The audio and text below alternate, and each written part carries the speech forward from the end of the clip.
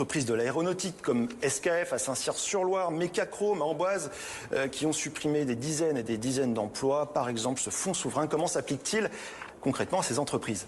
Avant de vous répondre précisément sur cette question, il me semble qu'il faut qu'on se souvienne bien que c'est une compétence essentielle que la compétence économique pour le Conseil régional. Deuxièmement, on a besoin d'une région qui soit plus réactive. Il me semble que dans la phase de crise dans laquelle on a besoin que les chefs d'entreprise trouvent des interlocuteurs à la fois de proximité et des interlocuteurs qui aillent vite.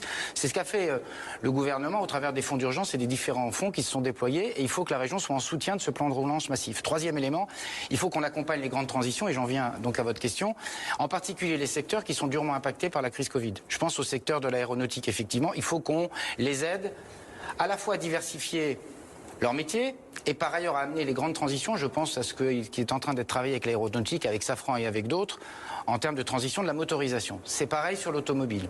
Il faut qu'on accompagne ces grandes transitions. La deuxième chose, il faut qu'on ait des grandes filières d'excellence. Je pense évidemment aux transitions énergétiques. Il faut qu'on travaille sur l'hydrogène, sur la méthanisation, sur le solaire et sur bien d'autres sujets en termes d'énergie. Il faut qu'on travaille aussi sur les secteurs qui peuvent être porteurs d'avenir comme le numérique.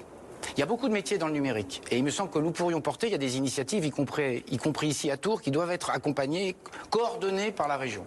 Puis je donnerai un troisième exemple, on est une terre de bâtisseurs, il me semble que c'est un endroit où nous pourrions travailler autour des questions d'habitat, les matériaux, les modes de construction. Et avec ces filières d'excellence, au fond, ce qu'il faut qu'on fasse, c'est qu'on crée de l'attractivité. Ils viennent de sortir les chiffres sur l'attractivité de la France, ça c'est les résultats du gouvernement. Pour la deuxième année consécutive, nous sommes la première destination des investissements à l'étranger. C'est une bonne nouvelle, parce que les investissements, c'est les emplois de demain.